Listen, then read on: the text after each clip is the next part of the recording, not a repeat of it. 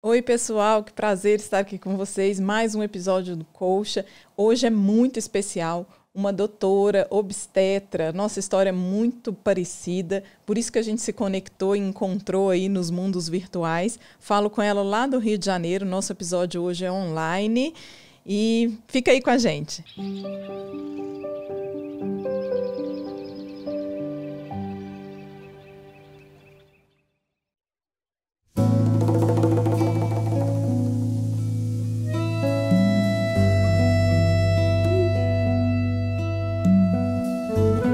Quando se trata de fazer algo pelos outros e de coração, o brasileiro é imbatível.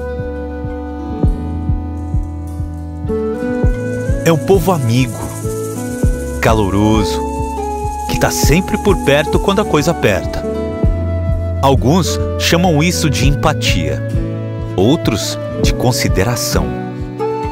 Mas esse cuidado todo, que na verdade está além do cuidar, tem um nome muito especial: zelo. E cada vez mais brasileiros têm zelo pelos pais, pelos filhos, pela família inteira. Tem zelo pelos pets, pelos amigos e até por si mesmos. Cada um com o seu motivo e todos com uma certeza: ter zelo faz toda a diferença. É poder contar com milhares de benefícios e com suporte completo ao longo da vida inteira, no país todo, a qualquer momento. Porque não importa a hora nem o lugar, o Grupo Zelo vai estar presente para fazer o que o brasileiro sabe fazer como ninguém: cuidar, de um jeito muito especial. Grupo Zelo.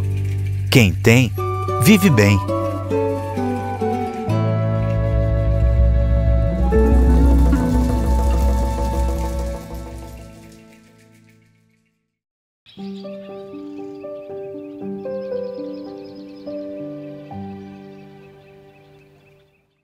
Oi, pessoal, que bom receber vocês aí. Olha que linda minha convidada importada lá do Rio de Janeiro, doutora, obstetra. Nosso trabalho sempre sintonizou muito, né, Thay? Eu vou apresentá-la para vocês. Tayana Alves, obstetra da humanização. Nosso trabalho sempre se conectou em mundos virtuais e eis que a vida, né, nos presenteou aí em Mães de Anjo, e aí a nossa história se conectou ainda mais. E ela é nossa convidada especial de hoje. Queria antes dar um recado muito importante para vocês, que é do nosso apoiador do Colcha. Por isso estamos aqui, por isso conseguimos fazer esse projeto. O Grupo Zelo, né, que se uniu a nós para apoiar o projeto de acolhimento ao luto perinatal, compartilhando nossa missão de dar voz e luz às mães de anjo. Criada para oferecer apoio completo ao luto, a empresa promove despedidas diferenciadas, marcadas pelo carinho e respeito à jornada de cada pessoa. Ao apoiar o nosso podcast e outras iniciativas, eles demonstram seu compromisso com esse propósito. Por isso conectaram com a gente. E essa parceria com o Grupo Zelo, líder no segmento funerário, é fundamental nessa jornada. O nosso trabalho do coach está alinhado com a missão do Grupo Zelo, garantindo um tratamento empático e humanizado nos momentos mais difíceis. E nós sabemos como esses momentos são difíceis. Cada aspecto, desde o atendimento até a estrutura dos espaços, é pensado para proporcionar total acolhimento aos clientes e famílias. Para saber mais sobre essa empresa, basta segui-los nas redes sociais ou acessar o QR Code disponível. E aí vamos nós contar essa história. Nós que conhecemos essa dor. Doutora Tayana Alves, se apresente, por favor. Oi, querida Mônica, mais uma vez conversando. Cada vez que a gente se encontra é uma conversa diferente e sempre prazerosa te encontrar, sempre muito bom falar com você. Obrigada pelo convite. Eu sou Tayana, eu tenho 36 anos, eu sou ginecologista obstetra há 12 anos, tenho um amor muito grande pela minha profissão. A gente realmente se conectou online, né? A gente ainda não se conhece pessoalmente, mas a gente está sempre batendo papo, trocando ideia, trocando informações, assim, sobre pacientes. E eu sou obstetra, moro no interior do Rio de Janeiro, em Campos dos Goytacazes.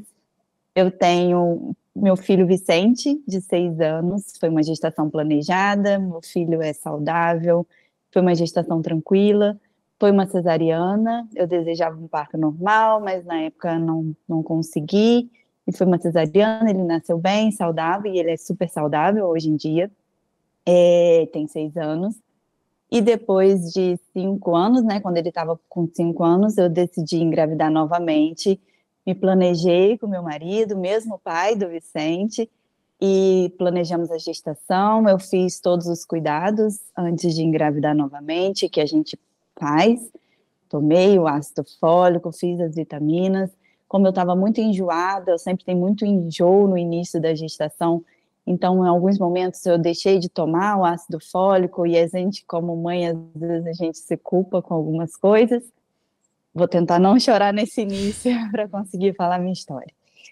E engravidei rápido, eu engravido fácil, eu tenho facilidade de engravidar, eu e meu marido. E aí tive minha segunda gestação, engravidei e descobri que era um menino novamente, fiquei muito feliz.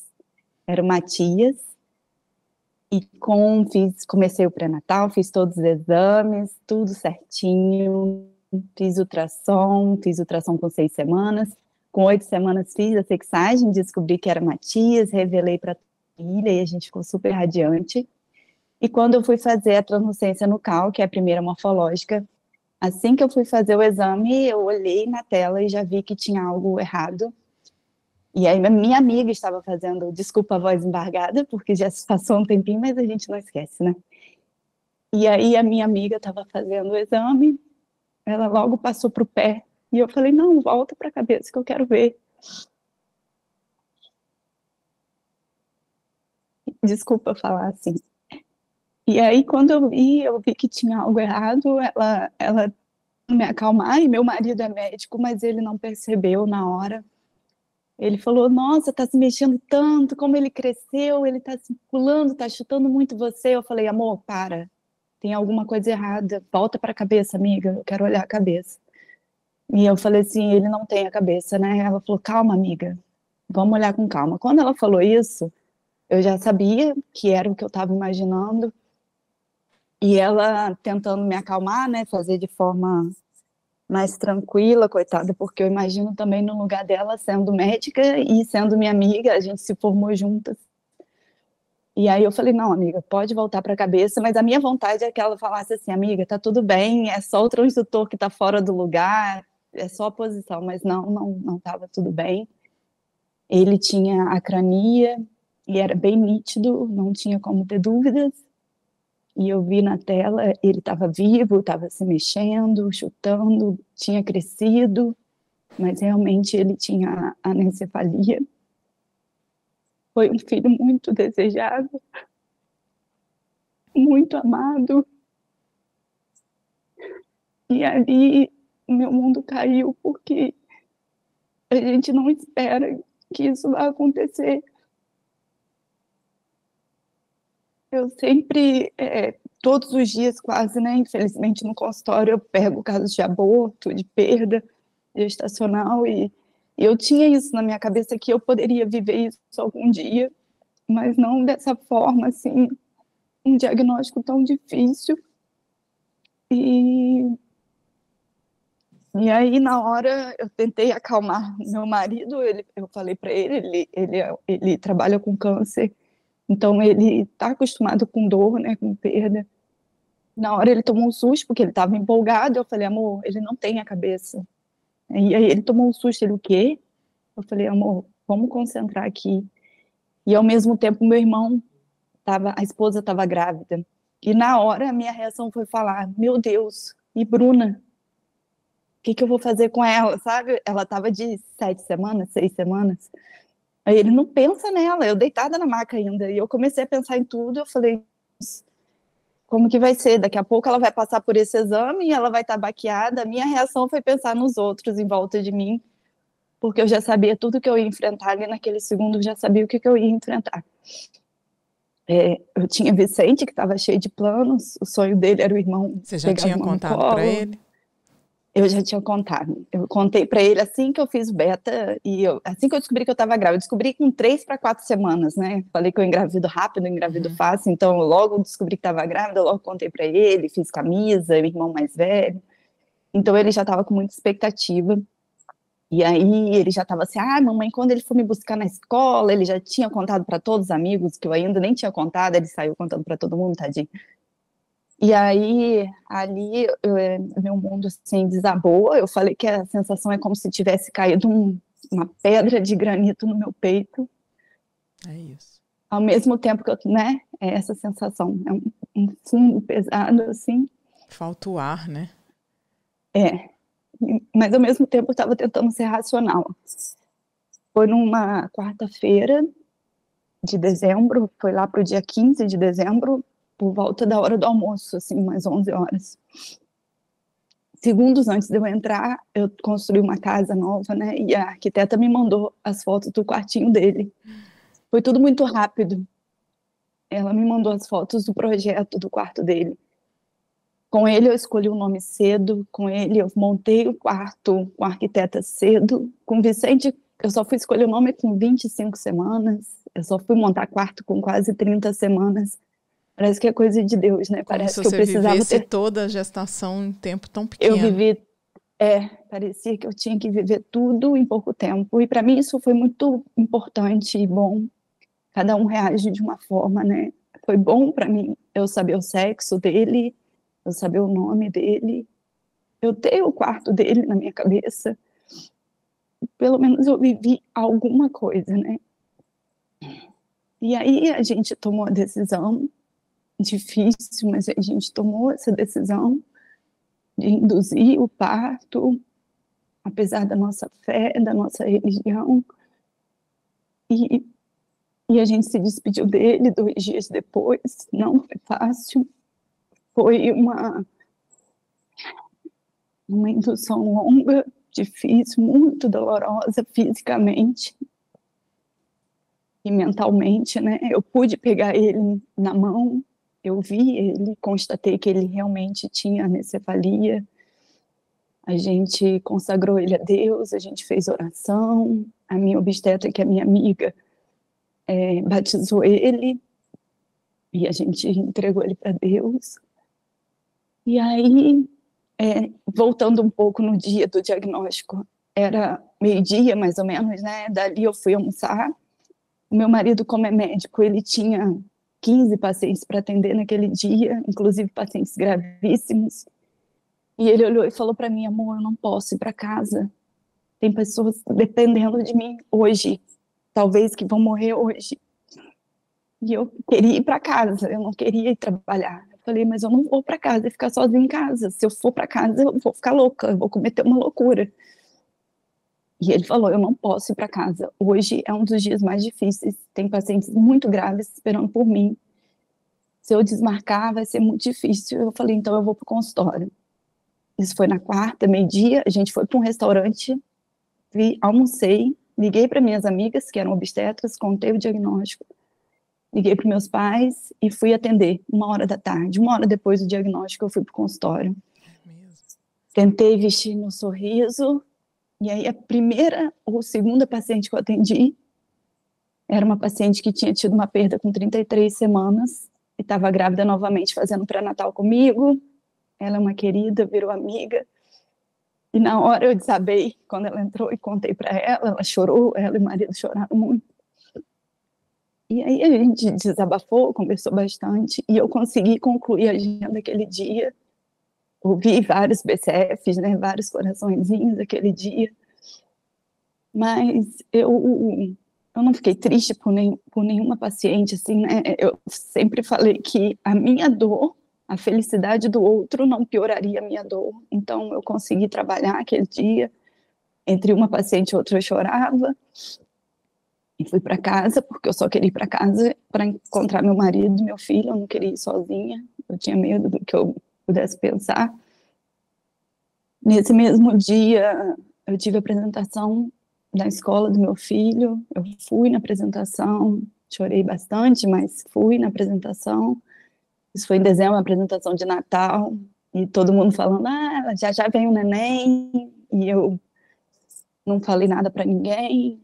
E aí, na quinta-feira ainda a gente organizou algumas coisas, na sexta eu tive um parto de emergência de uma amiga minha, eu fui auxiliar, ela perguntou se eu queria ir, eu disse que eu iria, que eu não ia deixar ela na mão, e fui.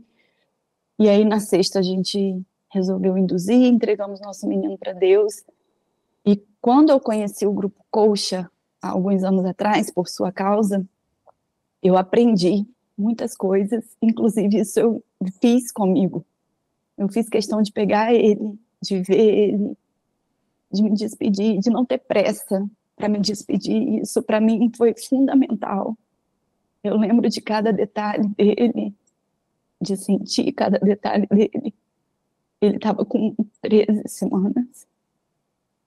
Parece pouco tempo. Mas para mim foi pouco mesmo, eu queria ter vivido mais. E aí nos despedimos, eu continuei trabalhando, porque trabalhar me faz bem, e eu não faltei o trabalho, isso foi no sábado, de sexta para sábado, eu continuei trabalhando, e isso me fazia bem. Acho que 3 dias depois eu tive um parto bem difícil, assim, a paciente tinha 3 cesarianas anteriores, era o sonho dela parir, e eu ajudei ela a parir. Então, assim, eu vi que, apesar da minha dor, eu tinha outras missões, e então eu segui, e isso, para mim, foi bom, seguir dessa forma, porque eu não me senti tão no fundo do poço, assim. E a vida foi passando, chegou o Natal, eu consegui reunir toda a minha família na minha casa. Esse choro aqui acontece só nos momentos específicos, assim. Mas esse choro é importante para a gente ver que o luto nunca passa, né, Thay? Sim, pois é. E aí, 6 meses depois, eu e meu marido, a gente tomou a decisão que a gente sempre quis mais filhos, não para substituir ele, porque a gente já queria 3, 4 filhos. E aí a gente tomou a decisão, a gente falou, estamos prontos, vamos seguir a nossa vida, a história dele é essa, e vamos tentar ter a nossa história novamente. Novamente me preparei, tomei meu ácido fólico, aí vigiei mais, né, mais preocupada, porque, para quem não sabe, a cranianencefalia, ela está muito relacionada à deficiência de ácido fólico. Então, mesmo usando, pode acontecer, né, mas se a gente não usa, a chance é maior de acontecer essa malformação do tubo neural. Então, fiquei muito preocupada, mas confiei, entreguei para Deus, fiz exames básicos, não fiz exames genéticos tão profundos, porque conversei com especialistas do Brasil, assim, Fábio Peralta, que trabalha com isso, Jair Braga, conversei com eles, e eles me acalmaram, falaram que ia ser muito raro de se repetir. Então, eu confiei em Deus, entreguei para Deus e falei, vamos embora, vamos tentar novamente seguir.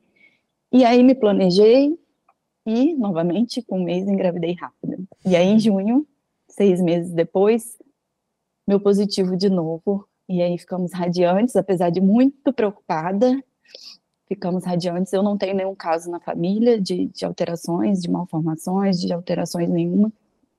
Então, a gente confiou e seguiu. E aí, com 3 para 4 semanas, descobri a gravidez, mas dessa vez eu evitei de falar para Vicente tão cedo, porque ele fala de Matias até hoje todos os dias. Mesmo eu não falando para ele todos os dias, eu falo de Matias todos os dias comigo, com amigos, com pacientes. Eu faço questão de falar dele todos os dias. Eu ensinei isso para minha família, que isso não me faz sofrer, isso não aumenta a minha dor falar dele. Isso me dá alegria, porque eu não quero que ele seja esquecido, eu não quero que bloqueiem isso da minha vida, porque se fizerem isso, isso vai me entristecer. Então, minha família fala dele, minha mãe conta ele como um neto, ela fala, eu tenho tantos netos e ele é um deles. E aí, meu filho, na época de Matias, ele ficou muito ansioso, ele começou a ter caguete, meu filho de 5 anos, que hoje tem 6, ele ficou mal psicologicamente, muito mal, e aí ele ficou fazendo acompanhamento com psicóloga, Bárbara maravilhosa, que me ajudou demais. E aí ele melhorou. E aí quando eu engravidei de Catarina, e quando eu finalmente contei para Vicente, e a ansiedade dele voltou, eu precisei intensificar de novo a psicóloga com ele. Ele tinha muito medo de perder de novo o irmãozinho ou a irmãzinha. E aí eu tentando ser forte, né, falando, não, filho, o Papai do Céu não vai levar ela agora. E a gente descobriu que era uma menina. E quando a gente tem um bebê de um sexo, a gente tem muita vontade também, né, de ter do outro sexo. Então, quando eu soube que era uma menina, a gente ficou mais radiante ainda. E aí veio a Catarina. Foi uma gestação muito tranquila. Quando a gente fez a morfológica, você sabe, né, quando a gente se despede de um filho naquela idade gestacional, até chegar àquela idade é um sufoco. E aí, quando a gente fez a morfológica de primeiro trimestre, ela estava perfeita, não tinha nenhuma alteração, seguimos o pré-natal, tudo lindo. E ela nasceu de 37 semanas, porque, claro, né, o obstetra sempre tem que ter uma coisinha, né? A minha pressão subiu, eu tive uma pré-eclâmpsia grave, súbita, assim, não foi nada ao longo da gestação, foi de um dia para o outro, minha pressão subiu. E meu sonho de parto normal, fiquei com medo de não acontecer, mas a gente conseguiu controlar a pressão, a gente internou naquele dia, controlou, induziu, e foi meu parto perfeito, a minha filha nasceu linda, nosso sonho, assim, sabe, da minha filha no colo, eu tive alta com ela no meu colo, eu saí da mesma maternidade que eu tinha saído meses atrás, eu saí da mesma maternidade com a minha filha no colo, com meu filho feliz, e tudo fluiu bem. Hoje ela está com 6 meses de vida, né, já está começando a comer as frutinhas dela, e é isso, essa é a minha história.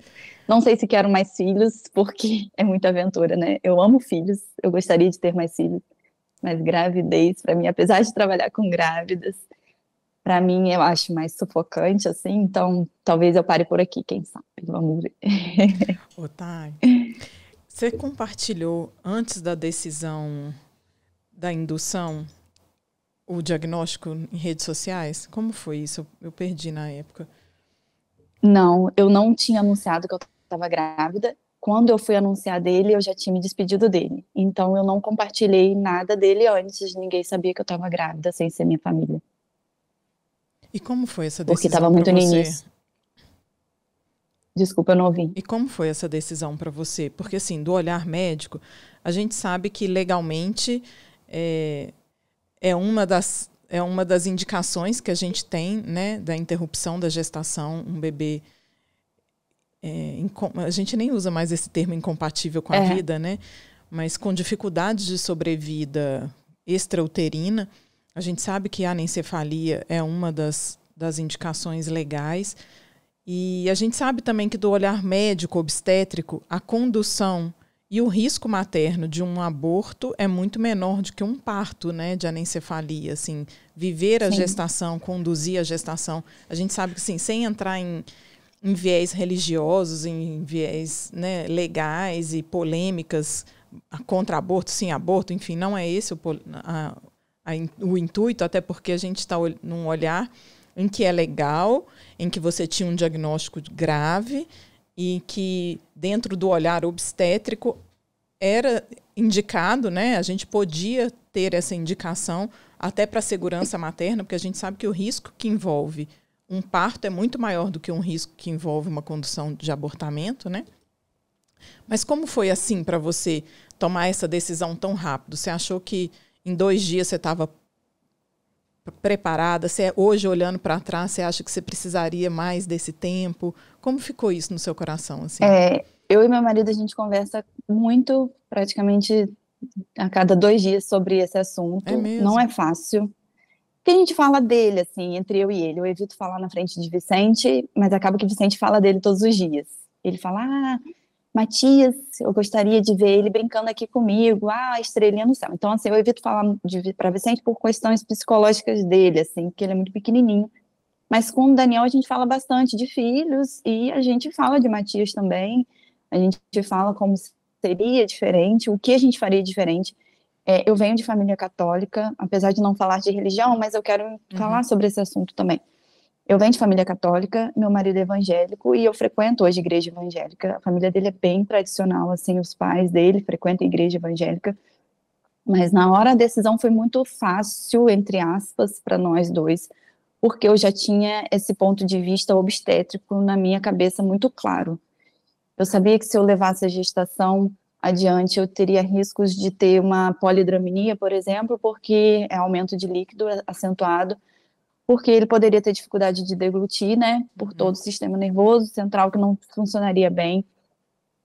Eu não saberia até quando ele iria sobreviver intraútero, a maioria vive bem até bastante tempo, né, mas a minha principal decisão ali foi Vicente. Na hora, eu só pensei nele, eu falei, ele não vai ficar bem se eu levar essa gestação adiante. Vivendo a Pra barriga você ter crescer e noção. sabendo que o irmão não vai ficar.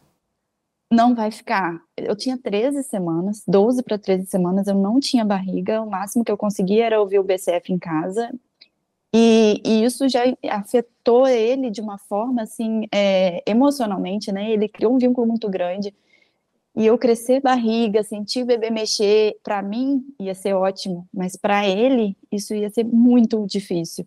Só ele, o que me importava era ele, eu e meu marido, assim. Meus pais, vizinhos, amigos, nada disso me importaria na minha decisão, nem de uma coisa nem de outra. E ali na hora eu decidi porque eu sabia, tecnicamente, que ele não iria sobreviver. Isso só iria adiar o meu sofrimento e, principalmente, fazer o meu filho sofrer, Matias sofrer. Eu sabia que se ele nascesse a termo, ele iria viver poucas horas, poucos minutos, poucos segundos, e seriam momentos para mim de sofrimento para ele. Ele iria sofrer, tecnicamente falando. Eu não iria entubar ele não iria para uma UTI, ele iria morrer nos meus braços, sem ar, até ir para Deus, né? Então, assim, eu não queria que ele chegasse às 37 semanas, 35 semanas. A dor do parto, para mim, não seria o preocupante ali. Estava tudo bem eu passar por um parto a termo, mesmo ele tendo anencefalia. A minha preocupação maior era ele nascer e sofrer aqueles segundos ali, sabe? Eu senti que se eu fizesse isso, ia ser egoísmo da minha parte. Eu ia estar levando a gestação, apesar da minha fé. Isso, eu falei com meu marido que a gente vai acertar com Deus, quem sabe, mas eu não queria fazer ele sofrer e nem Vicente sofrer. Então, do ponto de vista de mãe, eu tomei essa decisão, como mãe. Que é muito difícil, né, Thay? Muito, muito difícil. Mas você sente culpa, arrependimento? Não, eu não sinto, eu sinto tristeza, porque... De ter que ter tido essa decisão? De ter tido essa decisão, mas foi uma decisão só minha. Meu marido, ele falou, decide o que você decidir melhor. Ele é muito meu parceiro, muito meu amigo. Ele falou, faz o que você achar melhor para você, pra gente, o que você se sentir segura, o que você decidir eu apoio, mas ele preferiria também que a gente induzisse. Quanto menor ele tivesse, ele também achava que seria menos sofrimento. A gente estaria adiando um sofrimento. Eu ia ficar 9 meses chorando com ele dentro de mim, eu ia sentir ele se mexer, ia ser todo dia uma despedida, então eu preferi me despedir dele logo. A minha cabeça era como se ele tivesse morte encefálica e eu mantivesse ele ligado nos aparelhos por 9 meses. Isso é uma dor muito grande, eu não ia conseguir. É óbvio que eu penso assim, meu Deus, será que Deus vai me perdoar? Não sei. Mas foi uma decisão de mãe, então foi o que eu achei melhor para Vicente e para Matias. Mas então, nenhuma mãe deseja despedir do seu filho, né, tá? É uma decisão muito doída, assim, eu acho que todos os aspectos. Não cabe julgamento, não cabe, né, talvez para Deus. Não é fácil. Mas quem pra vê de gente, fora pode pensar que é fácil, né? Tava pequeno, não. Ele tinha um diagnóstico que ele poderia ficar mais tempo na minha barriga. Eu decidi aquele dia, né? Eu decidi aquele dia. Não foi fácil, não é fácil. Mas eu decidi rápido. Hoje em dia, olhando para trás, talvez eu demorasse mais uns diazinhos para mentalizar, elaborar mais, viver um pouco mais aquele luto que eu não me deixei viver. Eu quis atropelar um pouco porque eu tive medo de entrar em depressão. Eu nunca tive depressão, mas eu fiquei assim, meu Deus, se eu ficar nisso, eu vou me afundar. Então eu quis resolver de induzir logo para não ficar adiando o meu sofrimento, que eu sabia que você vê, já se passaram 2 anos, eu choro todos os dias que Que eu a falar gente dele. sabe que o luto ele não iria ser elaborado naquele momento também, né, Thay? A gente elabora o luto ao longo dos anos, é tempo, Sim. né?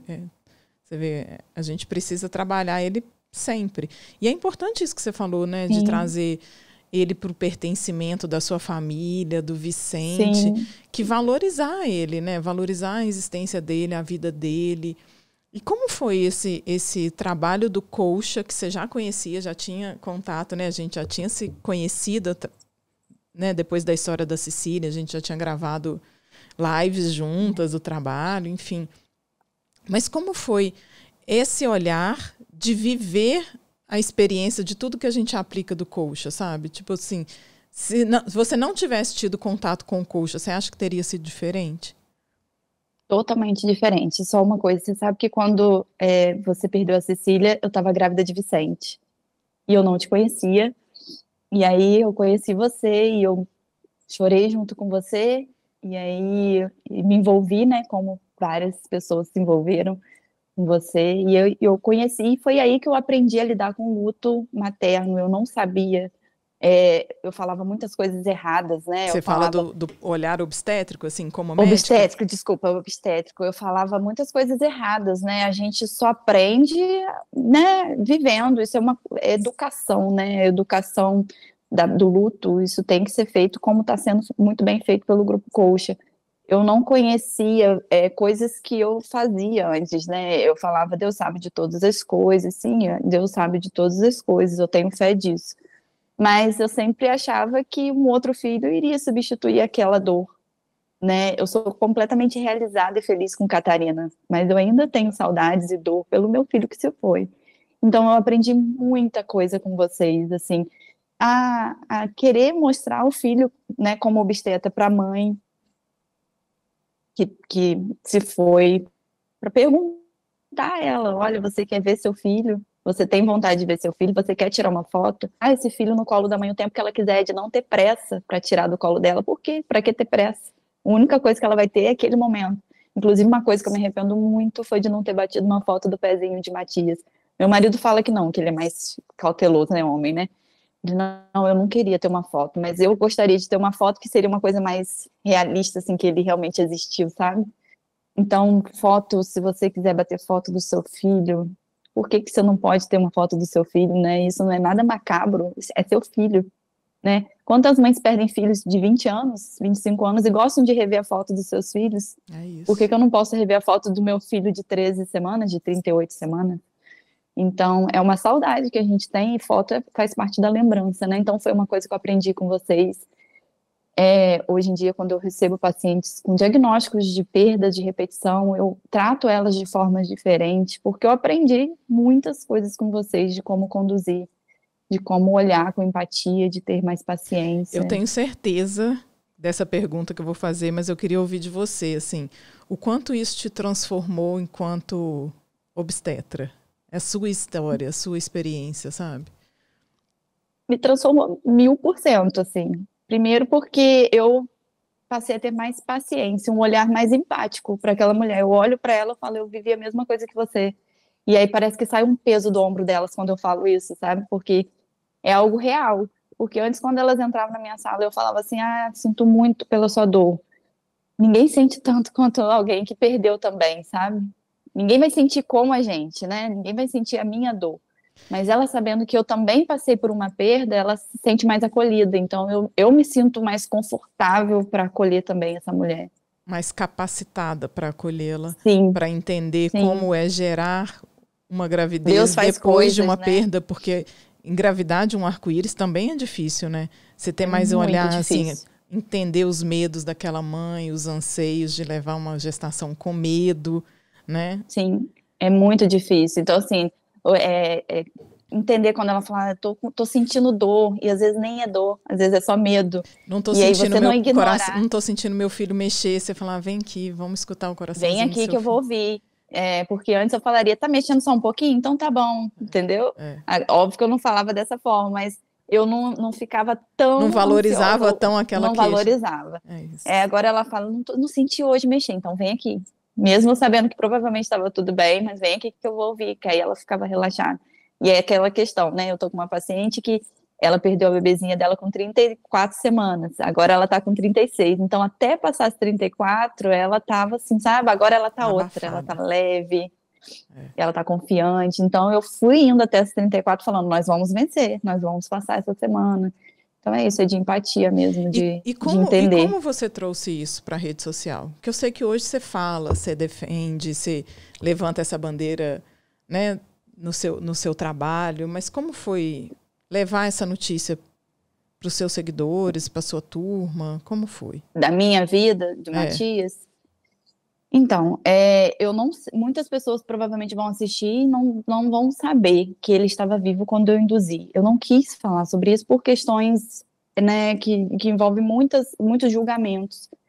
Inclusive, quando a gente foi internar, como eu e as minhas amigas, a gente evitou de falar que ele estava vivo, eu não queria que se metesse na minha decisão. Eu estava legalmente certa, então cabia a minha decisão e a mais ninguém.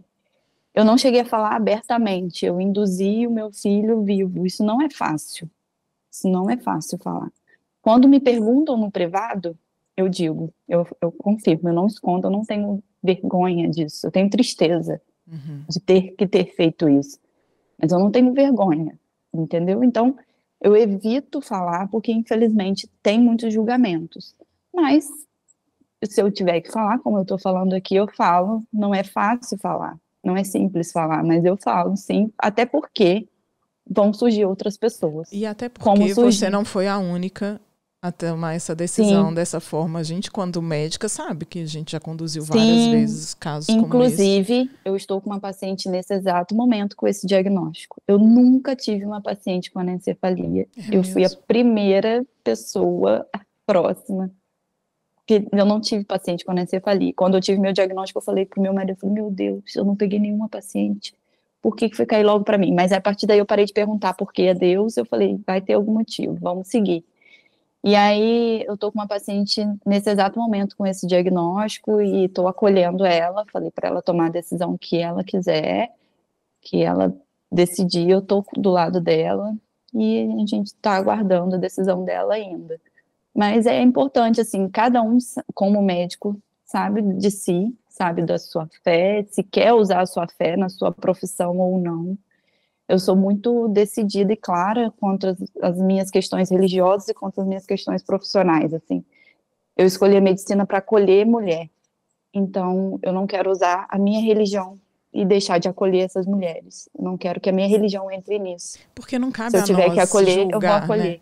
Não cabe a nós julgamento nenhum. Acho que a nós, principalmente do olhar técnico e científico que a gente detém, e sabe, da segurança, da condução, a gente tem que estar ao lado, né? Sim, sim. Eu escolhi a minha profissão para estar ao lado. Eu escolhi cuidar de mulheres para estar ao lado delas. Se o que elas decidirem, eu vou estar do lado delas.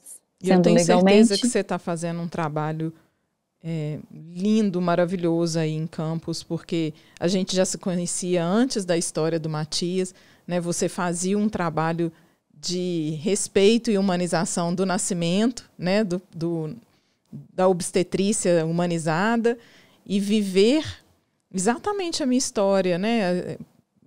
Eu entendo assim, eu consigo ver todo o cenário que você lutava pela humanização, lutava pelo respeito ao nascimento e viveu uma dor deste tamanho e que te transformou como obstetra ainda mais capacitada para fazer esse movimento do respeito, do acolhimento à morte, né? Eu acho que são para poucas essas missões, né? Você vê isso como missão, a história dele? Eu falo que eu nunca questionei a Deus por que isso aconteceu comigo e nem quero questionar, não cabe a mim questionar. Eu acho que com a minha fé, eu acho que Deus faz tudo por um motivo e com a minha vida não vai ser diferente. Eu acho que tem alguma missão sim, não tem como ser algo vazio, à toa, por acaso, não faz sentido. E desde que aconteceu a perda dele, eu recebi muitas pacientes com perdas gestacionais difíceis também, sabe? Com bebês grandes na barriga, questões inesperadas, súbitas, e que é muito difícil, assim, então... Eu tenho certeza que você virou referência da perda gestacional na sua cidade.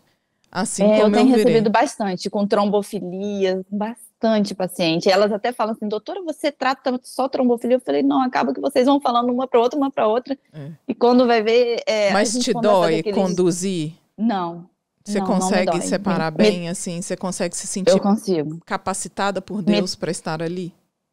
Me dá prazer em saber que eu vou conseguir ajudar. Eu vou conseguir ajudar como médica e como mãe. Então, aquilo me dá um prazer, eu me sinto em casa. Eu falo assim, eu sei que eu vou conseguir ajudar essa mulher. Eu tô pronta porque eu passei por isso, eu tô pronta por isso. Eu vivi isso. Eu sei essa dor que ela tá sentindo e que ela vai sentir depois. Então, assim, eu me sinto em casa. Não me dói. E você fez acompanhamento psicológico? Você se tratou nessa... Não me tratei. Deveria, né? Eu tenho um tá isso para você hoje? Aí você vê que eu ainda não estou 100%, né? Eu tenho a minha filha, ela é maravilhosa, ela me traz... Todo mundo fala que depois que ela nasceu, eu estou com outro semblante, eu estou mais viva, e estou mesmo, eu me sinto muito mais viva, muito mais feliz, e me sinto, sim. Mas a perda dele, eu sei que eu preciso ainda trabalhar. Eu acho que eu ainda vou chorar ao longo da vida, mas eu acho que eu choraria menos se eu tivesse com acompanhamento psicológico. Eu acho que isso eu estou pecando e pequei nesse tempo, entendeu? De não fazer esse acompanhamento. Daniel faz, Vicente faz e eu mesma não faço. Mas chorar vai ser para sempre, gata. Né? Luto não tem jeito. Acho que eu podia chorar um pouquinho menos, você não acha? Mas o luto do filho é para sempre. Eu acho que bom que de alguma forma você conseguir cuidar da dor do outro, você também está cuidando da sua, né? Eu acho que isso é um pouquinho de conforto, de acalento, assim. Eu sinto isso um pouco, não sei se você sente também. Eu sinto. Essa paciente, por exemplo, que está com esse diagnóstico igual ao meu, recente, quando ela me mandou mensagem, eu caí no choro, porque eu falei, nossa, eu vou viver tudo de novo, e eu vou ver um bebê igual ao meu filho novamente. Então, isso não vai ser bom do ponto de vista psicológico, assim, mas na mesma hora eu falei, eu preciso acolher ela. E eu já me senti pronta, questão de segundos, assim, eu falei, eu preciso acolher, e eu sei que ela tá confiando em mim também. E é isso. Maravilhosa. Tenho certeza que você tá fazendo um trabalho lindo aí. Quer mais força que mulher? Não existe ser mais forte que mulher, né? E mãe de anjo também tem uma força danada. Força dupla. Você é maravilhosa, você me ensinou muito e me ensina muito com esse sorrisão aí. Maravilhosa. Obrigada por compartilhar sua história. Sua história tão difícil, né? Com tantas... Eu falo assim, nós, enquanto obstetras, vivemos uma perda gestacional e continuar caminhando, escutando, né, entregando bebês vivos e não ter levado um para casa, isso dói muito. Mas eu tenho certeza que é uma missão, nenhuma dor é em vão, né? E você está aí pronta para acolher mais mulheres, para ir cuidando da sua dor devagarzinho e transformando o cenário obstétrico da sua cidade. Parabéns e muito obrigada por compartilhar sua história com a gente. Foi um prazer novamente falar com você, que eu falo que é minha amiga, eu tiro uma onda. Olha, a Mônica é minha amiga. Sou mesmo. E tá precisando em breve Minas tomar um café comigo. Espero. E aí, comer um cafezinho, pãozinho de queijo. Um beijo, querida. Beijo, meu amor. Tchau, fica com Deus. E é isso, pessoal. Que bom que a gente pode compartilhar histórias, compartilhar alegrias e vivências. Fiquem com a gente, curta, compartilhem. Né? Quem gostou desse episódio, indique para amigas. E a gente segue junto com vocês. Até o próximo.